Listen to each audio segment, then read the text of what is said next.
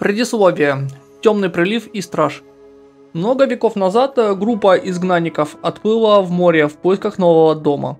Под руководством стража императора они обнаружили землю, которая стала реношитой, и жили в мире под покровительством своего божественного защитника. Но это спокойствие было нарушено темным приливом, катастрофическим явлением, порожденным человеческими конфликтами. Когда фракции вели войну на основе религиозных убеждений, некоторые из них невольно примкнули к Тринадиану, злобному существу, чьи шепоты могли развращать умы, оживлять мертвых и сеять хаос. Темный прилив проявился в виде колоссальных каскадных облаков, извергающих орды тассетов раздора, и внушающих людям поклоняться ложному божеству. Он обещал рай, постепенно поглощая сердца живых. Впервые прилив был побежден на поле вторым, первым примусом Ордена Глубин, который владел фонарем, наполненным частотами стража. Несмотря на победу, разум на поле второго был заражен влиянием Тринадиана, в результате чего он оказался разорванным между правдой стража и коварным шепотом Тринадиана. В отчаянной попытке понять Тринадиана, Ровер однажды попросил императора стража действовать без ограничений, позволив ему временно слиться с Тринадианом. Это раскрыло две важные истины. Тринадиан никогда не мог быть по-настоящему уничтожен, пока существовала цивилизация, и даже он сам не знал о своей слабости. Страж пришел к выводу, что Тринадиана можно только сдерживать и регулировать. В результате этой встречи Тринадиан в конце концов создал Флёр де Лис, существо, резонанс которой позже вызовет второй темный прилив. Параллельно Страж выбрал Кантареллу в качестве своего резонатора, благословленную деву, призванную в конечном итоге восстановить равновесие. История 2.2 начинается там, где заканчивается 2.0. Ровер и Эбби продолжают свое путешествие, чтобы добраться до Стража, который, по последним данным, находится в перевернутой башне, висящей в небе. Эбби предлагает попробовать полететь, и группа решает испытать эту идею недалеко от города Эгла, где судьба вмешивается в виде Чаконы, посланной Карлотой Мантели. Чакона обладает уникальной способностью Форте, позволяющей ей воссоздавать прошлые события в виде полностью интерактивных частот. Используя ее силу, Ровер и Эбби вновь переживают свою первую встречу с Картетией, благословленной мученицей, и обнаруживают детали, которые она изначально упустила. Становится очевидна таинственная связь между частотами Ровера и Картетии, сигнализирующие о чем-то более глубоком, чем простое совпадение. Картетия может одновременно быть резонатором Тринадиана и быть связанной со Стражем. По мере развития разговора, Эбби чувствует сохраняющееся влияние Тринадиана, что подтверждает срочность их миссии. Картетия делится тем, что она знает о сфере перевернутой башни, запертой 3 печатями, и таинственным входом в ее центре. Она также подтверждает свое собственное разделение частоты, параллельное ослаблению Эбби, что еще больше усложняет их понимание резонанса. К Роверу и Эбби обращается семья Фессалия с приглашением посетить их поместье. Их намерения носят политический характер, примирить прошлые недоразумения и использовать ситуацию вокруг Картетии. Через Чакону Ровер узнает, что глава семьи Фессалия окутана слухами. Она отшельница, мастер манипуляции и опытный отравитель, но все эти черты имеют корни в исторической необходимости. Род Фессалия, ответственный за отражение влияния Тринадиана, сохранял древние традиции, в том числе изготовление ядов для сдерживания потенциальной коррупции со стороны Тринадиана. В замке Порто-Вено Ровер встречает Кантареллу, 36-ю матриарх, которая знакомит его с историей Стража, Тринадиана и Темного Прилива. Здесь Ровер узнает, что Страж когда-то принял форму полуморского существа из-за коррупции Тринадиана, и что его истинная сила заключается в артефактах, таких как Турвин, меч, пропитанный частотами Стража. Кантарелла подчеркивает, что только резонатор, владеющий этим мечом, может противостоять влиянию Тринадиана. Благодаря этим беседам Ровер обнаруживает, что нынешнее состояние Картетии неоднозначно. Она резонирует как с Тринадианом, так и со Стражем, и ее истинная роль как девы все еще не ясна. Тем не менее, она по-прежнему играет ключевую роль в плане восстановления баланса и прекращения второго темного прилива. Ровер и Кантарелла прибыли в Авинолиум, величайшую семинарию, когда-либо построенную Орденом Глубин, и место зарождения второго темного прилива. Ее монументальная архитектура возвышалась как собор теней, нетронутый временем, но все еще отягощающий эхом разрушений. Используя Тирвина в качестве ключа, они прорывали барьер сферы Сонора и вошли в ее дезориентирующее, искаженное гравитацией внутреннее пространство.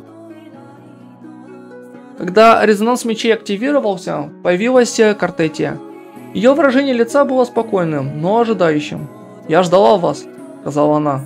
В тот момент, когда Тирвин прошел через сферу, в ней всплыли давно утраченные фрагменты памяти. Она вспомнила, что печать, окружающая перевернутую башню, может быть сломана только путем размещения 3 уникальных мечей на их пьедесталах. Тирвин – меч божественности, наполненного частотой Императора, Огнис – меч раздора, содержащий частоту Левиафана, и Хаутир – личный меч Картетии, меч добродетели. Осталось неясным, было ли это знание получено от Стража или было манипуляцией со стороны Тринодиана. Но единственным путем вперед был выбор продолжать. Группа поднялась в воздух, открыв полную красоту перевернутой башни. Центральный шпиль, который был отмечен 3 священными печатями.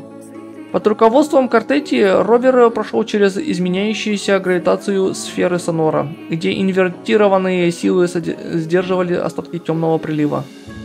Воды прилива были неестественно спокойны, что позволяло безопасно проплыть на гондоле. Хотя по ландшафту время от времени вдруг появлялись извращенные пурпурные лозы и цветы. Смещение Тирвина на пьедестал вызвало поток видений. Ровер увидел коронацию Картетии как благословленной девы и немедленно восстание второго темного прилива. Кантарелла, однако, испытала совершенно другое видение, намекая на то, что каждый пьедестал уникальным образом резонировал со своим пользователем. Остаточная энергия хлынула в знак Тассета Ровера, где Эбби обнаружила следы частоты Императора. Беспокойство Картетии усилилось. Если эти частоты существовали внутри Ровера, что это означает для ее собственной идентичности? Они решили отдохнуть, прежде чем продолжать путь. Когда Хогнис был помещен на второй пьедестал, воспоминания о сопротивлении Картетии влиянию Тринодиана нахлынули на нее. Она без устали сражалась, чтобы защитить человечество, противостоящее гибриду Императора и Левиафана. Давно подавленные эмоции теперь вырвались из нее. Однако появились новые сомнения. Частоты Тринодиана, встроенные в знак Тассета Ровера, слабо светились, и их происхождение, Страж или Тринодиан, было неизвестно. Требовалось исследовать больше. В глухую ночь Ровер проснулся и обнаружил, что Картетия поет под отголоски давно умерших драконов из сада Заргон. Ее песня была прощанием с Ринашитой, ритуал, который, как она объясняла, мог остаться неуслышанным. Связанная одержимостью, пока не освобождена от обязанностей, прошептала она. Они спали вместе под ночным небом, проснувшись в саду перед перевернутой башней, готовы к окончательной схватке. Когда Хаутир был помещен на последний пьедестал, Роверу явилось видение. Тринодиан раскрыл происхождение Картетии. Она была создана Левиафаном, сосудом, призванным быть цельным и совершенным, питаемым, почитаемым народом. Ее резонанс преднамеренно вызывал второй темный прилив. Испорченный страж был уничтожен давно, но сущность Тринодиана сохранилась и теперь обитает во Флёр-де-Лис. Картетия, впервые осознав это, признала, что теперь необходимо доверить последний шаг Роверу. Она объяснила, как ее корона, некогда символ единства, была искажена Тринодианом, чтобы контролировать избранного им резонатора. Версия до Ровера была той частью ее, которая сопротивлялась влиянию, в то время как Флёр-де-Лис была фрагментом, ассимилированным Тринодианом. Со временем Флёр-де-Лис фрагментировала резонанс Картетии, потребовав сосуд, чтобы его содержать. Ровер. Путешествие было испытанием. Найти кого-то, способного унаследовать и противостоять силе ложного божества. На месте зарождения второго темного прилива Картетия высказала свою последнюю просьбу. Используя способность ровера разделять и объединять энергии, они должны были втянуть оставшиеся фрагменты ее сознания во Флёр-де-Лис, навсегда запечатав Тринадиана внутри. Цена была ясна. Картетия, которая сопротивлялась, исчезнет. Однако освобождение позволит Флёр-де-Лис избавиться от отчаяния, а в результате слияния Тринадиан будет заключен в тюрьму навсегда. Ровер колебался, сомневаясь в цене. Картетия спокойно ответила решительно. Ее цель была достигнута. Ее последний поступок обеспечит освобождение, спасение и конец порчи Тринадиана. Прежде чем они успели что-либо предпринять, появилась Кантарелла, держа в руках Тирвин, восстановленный фрагментами силы Стража, отголосками прошлых кандидаток в благословленные девы из семьи Фессалия. Она объяснила, что настоящая благословленная дева погибла, пожертвовав своим вторым пробуждением резонанса Стражу во время коронации Картетии. Однако сущность девы не была связана с пророчеством или артефактом, а с решимостью и действиями. «Настоящая благословленная дева мертва», — заявила Кантарелла. «Но нет никаких причин, по которым ложная благословленная дева не может сама стать настоящей благословленной девой». Картетия, потрясенная, восприняла это как откровение. Теперь ей предстояло определить, что такое судьба. Ровер разработал план по отделению сущности Тринадиана Левиафана от Флёр-де-Лис. Эбби выразила опасения, но план был реализован. Флёр-де-Лис, издеваясь над ними, кричала: «Иди ко мне, могучий убийца богов!». Во время сражения Ровер попал в ловушку и едва не потерпел поражение. Картетия вмешалась с помощью Тирвина, пытаясь освободить его. Перегрузив свою силу резонанса, она вызвала второе пробуждение резонанса, разбив Тирвина и упав от перенапряжения. Перед тем, как потерять сознание, она передала оставшуюся силу Роверу. «Этот теплый свет не должен угаснуть. Возьми мою силу, мои благословения, мое прошлое. Ищи будущее, в котором я буду твоим мечом. Мы найдем его вместе». Усиленный Ровер победил Флёр-де-Лис. Испорченный сосуд, теперь освобожденный, прошептал: «Молодец». В белой пустоте Ровер столкнулся с Императором, раскрыв первоначальный план по использованию закона одного резонатора для уничтожения Тринадиана. Флёр-де-Лис была создана как первый гибридный резонатор. Император ждал нового смертного, способного соединиться через Тирвина, чьи частоты столкнулись бы с Флёр-де-Лис и Левиафаном, чтобы уничтожить сущность Тринадиана. Жертва Кантареллы изменила план, положив путь к успеху Ровера. Император спросила: «Я выполнила положенную на меня задачу?» Ровер подтвердил, и Император использовал последние остатки сил, чтобы пробудить Картетию.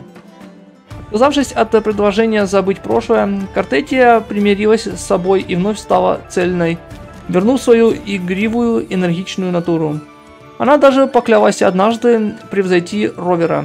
Не сейчас, а в будущем. Кантарелла поблагодарила Ровера за то, что он принес мир семье Фессалия, закрепив нерушимый договор и признав необходимость тщательной подготовки, чтобы поделиться этими истинами с широким миром.